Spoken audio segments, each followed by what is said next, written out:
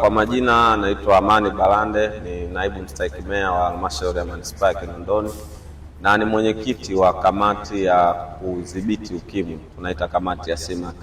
Leo tumefanya ziara ya kamati, tumetembea shirika linaitwa Railway Children ambalo liko ndani ya halmashauri yetu ya manispaa ya Kinondoni, ambalo linadili na rescue watoto wa mtaani, watoto ambao wanakuwa wametoka mikoani kuja huku kuanza maisha, watoto ambao wako mtaani kawaida wanaishi katika mazingira magumu.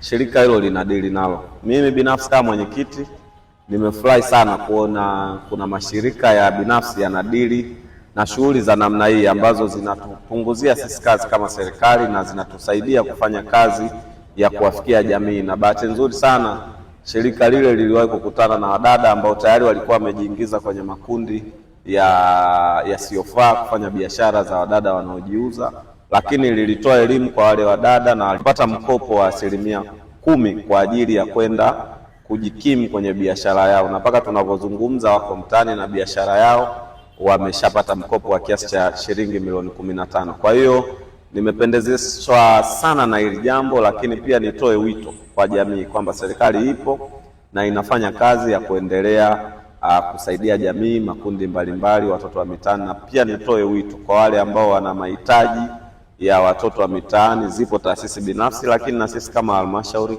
tunapambana na janga la kudhibiti ukimwi, tunapambana na mmong'onyoko wa maadili kama kamati yetu inavyosema, na mambo mengine ambayo yanahusu jamii, kuangalia namna gani tunaiokoa katika mazingira magumu.